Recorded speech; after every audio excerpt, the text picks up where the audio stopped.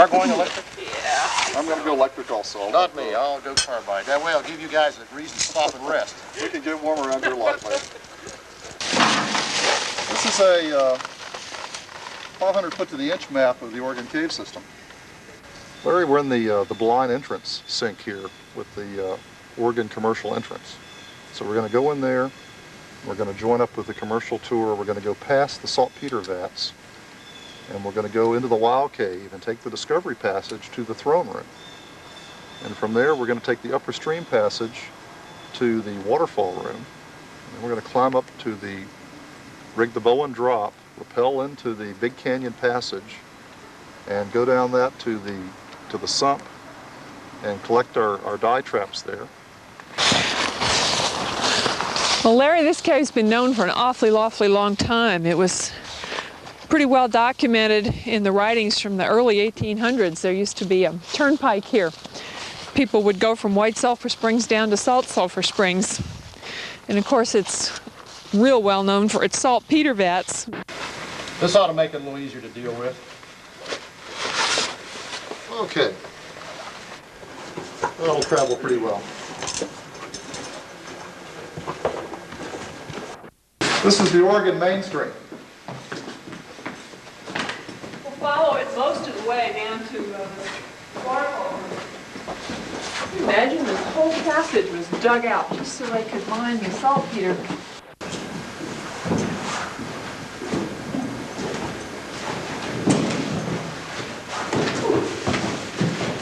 Getting slick.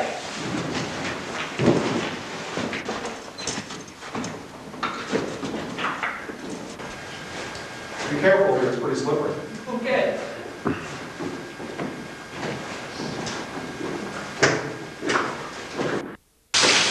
Nice little waterfall. Yeah, Larry, this is the stream that you saw sinking out at the main Oregon entrance. Now it comes into the cave right here. Whew. Nice little climb up here. Yeah, as we climb up here, the Oregon mainstream drops about 125 feet to the point where it siphons at the Hedrick stream.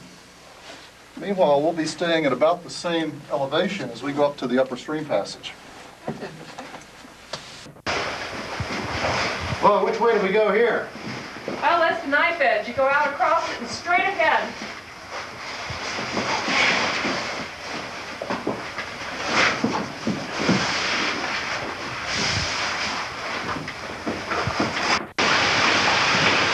Ooh, you can hear water. It looks wet. Yeah, it's well, okay. Oh boy.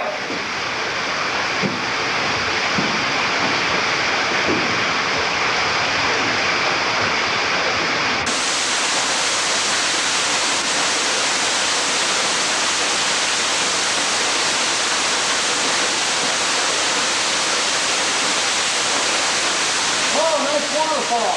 Welcome to the waterfall room.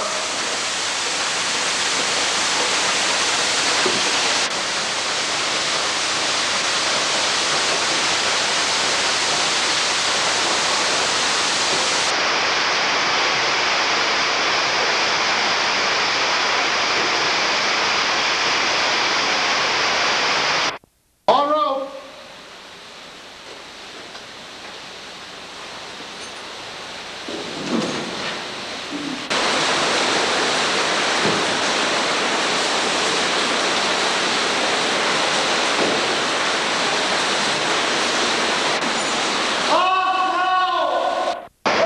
Water's cold. How deeply? I think it's gonna be this deep. Oh my, whoa. Yep, and it's cold. Woo. Woo. Ah.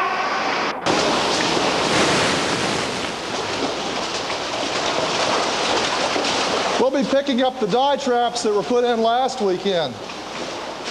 The dye was put in Hellam's Cave, which is a small cave east of here.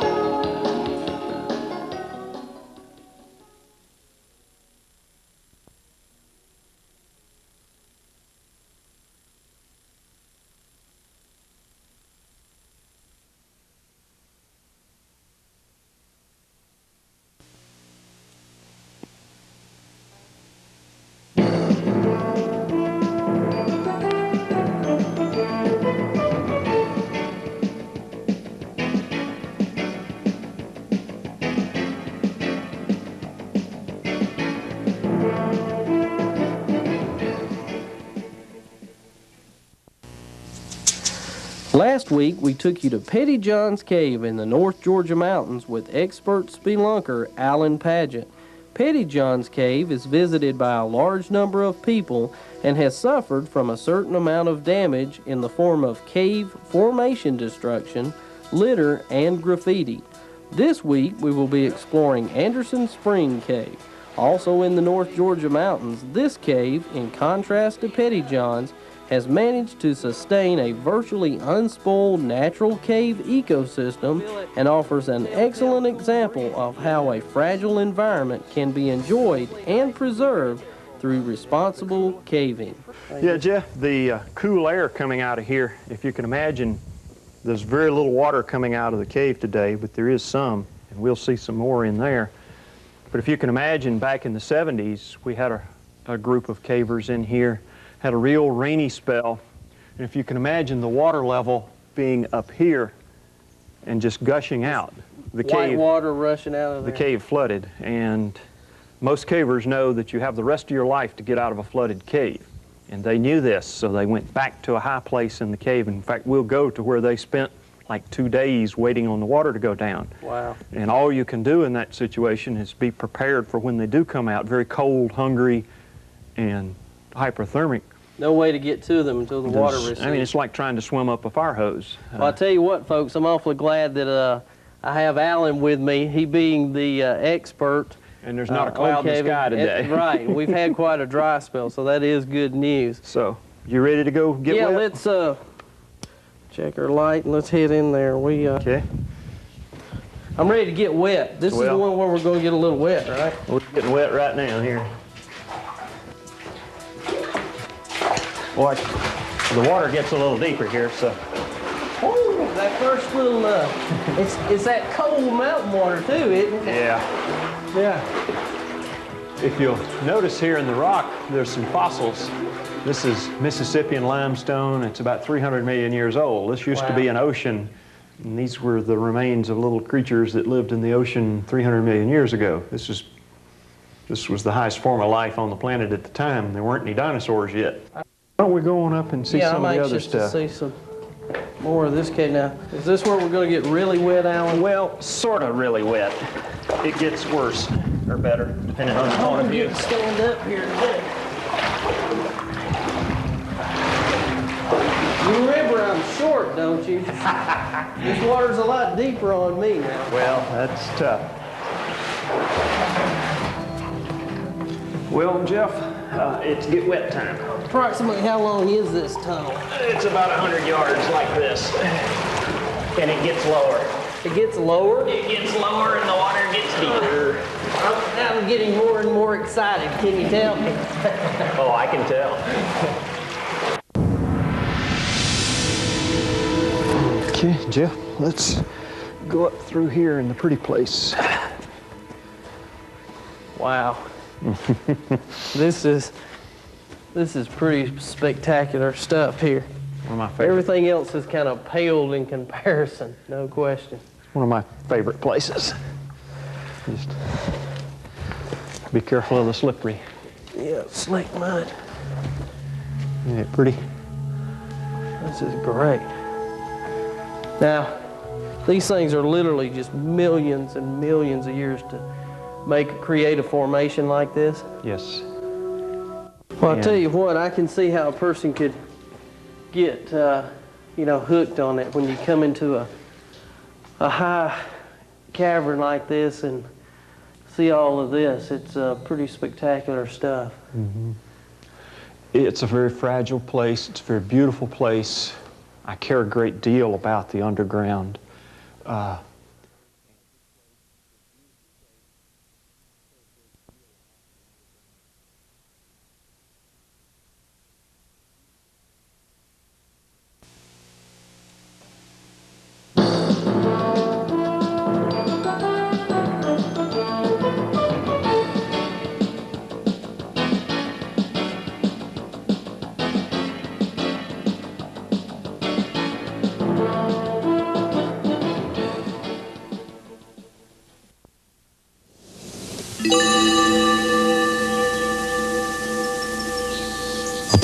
arrival, the divers are greeted by the tranquil blue surface water of the cenote. The serene surface water is merely a facade for the adventures submerged below.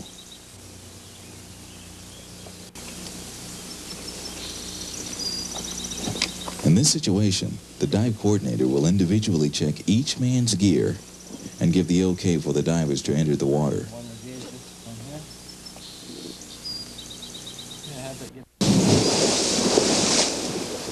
As the divers enter the fresh water of the cenote, they leave behind the safety of the surface and venture into the silence and mystery of an ancient world lost to time. A dense green layer of algae meets the divers as they begin their initial descent.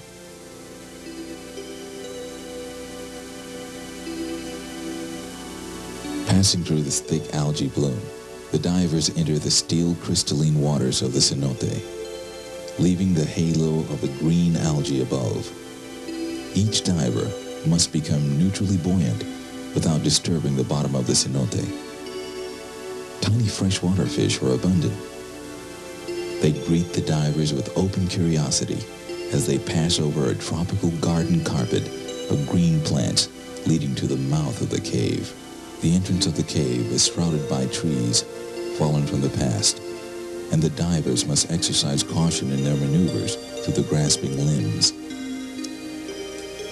Just inside the cave, the green ambient light from above fades into complete darkness, and from this point forward, there can be no margin of error in the diver's competence and judgment. Emerging from the first room, the divers have an opportunity to view the first corridor in its entirety, and they are amazed at its actual size. As they progress, they are going deeper into the cavern system and will travel approximately 250 feet back in order to get to the Chamber of Horrors. This area is believed to have been a campsite for Neolithic man. In their search, the divers uncovered a hollow bone believed to be the bone of a small bird. Was this bird brought here by a predatory animal? Or is it the remains of a meal enjoyed by a ravenous hunter seeking shelter from the elements?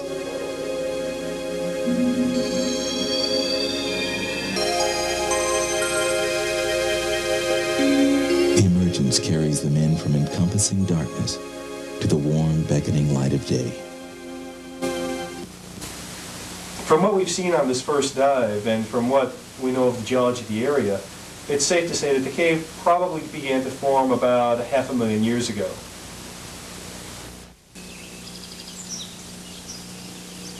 This dive has been carefully planned and mapped out. It is the apex of the expedition.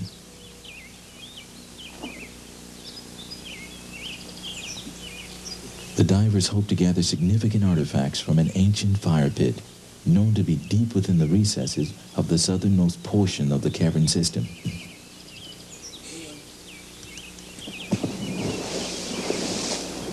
The initial restriction or entryway is small, and the divers will have to progress in a single file. In order to enter the room below, they will have to maneuver around large pieces of breakdown, being careful not to disturb the silt on the floor below.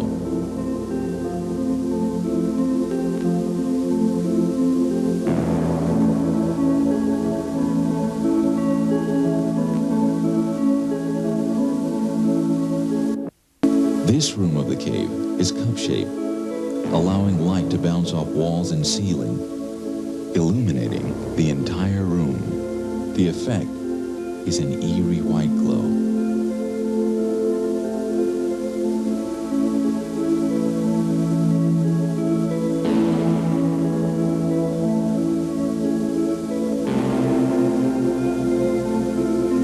The third and final tie-off will be made as they leave the white room and start toward the second restriction.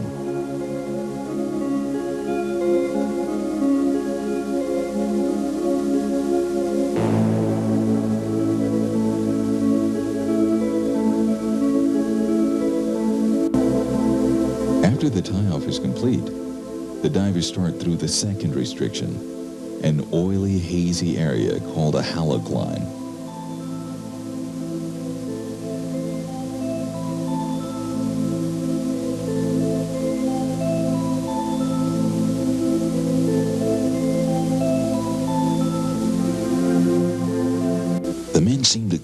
peacefully above the cavern floor, mindful of the purpose for this search. The beams from the dive light scour the remains of the breakdown and come to rest on a cavity of a large pyramid-shaped piece of collapse.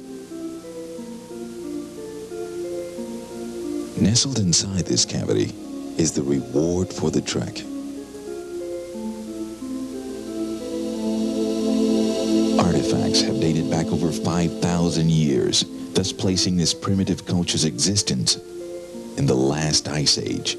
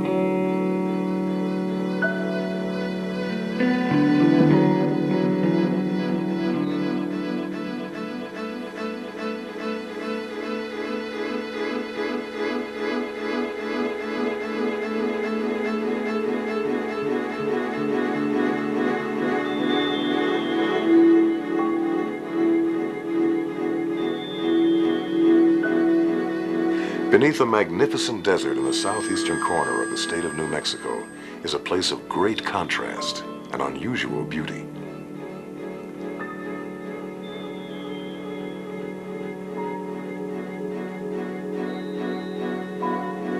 A place where true discoveries are still possible for everyone who visits.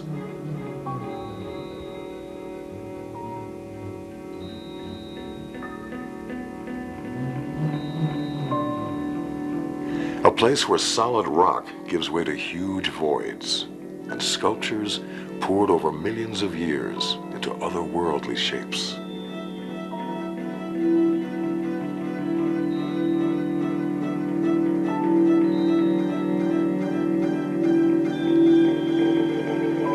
If you are willing to step beyond the familiar, join us on a journey into a realm of sights which will challenge your imagination, to a place of danger and wonder, where an unusual world is revealed to those with a spirit of exploration.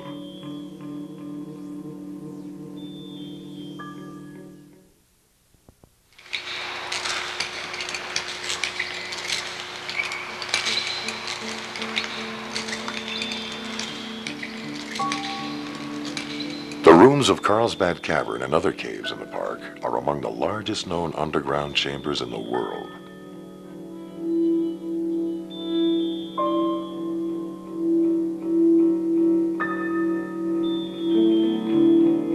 The big room of Carlsbad Cavern is a quarter-mile from one end to the other, an area big enough for 30 football fields. The ceiling reaches a height of 256 feet.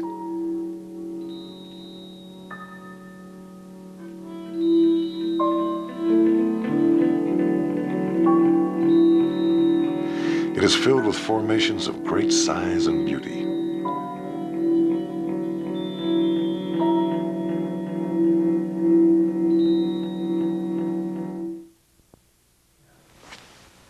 To get permission to go into the deeper regions of Left-Hand Tunnel in the western arm of Carlsbad Cavern, you need to have a specific park-approved mission.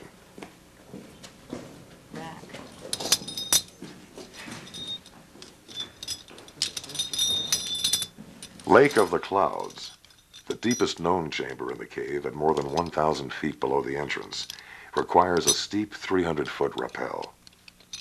En route.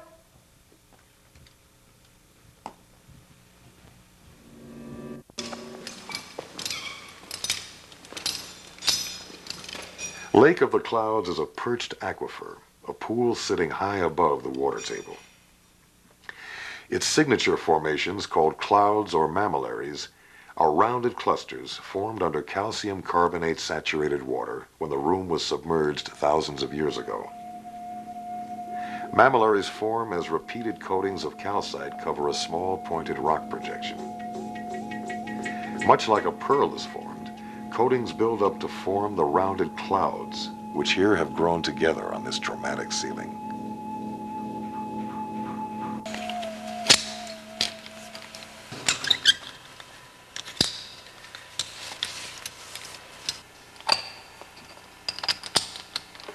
En route! Above Lake of the Clouds is a room that, in the history of the park, has rarely been visited. To reach the storm cloud chamber requires a short hanging rope climb of 70 feet, an ascent only allowed by special permit. Although the lake below was first seen in 1930, the climb to the chamber above wasn't made until 1982. Modern climbing systems like this rope walker are helping cavers to explore new areas of the cavern.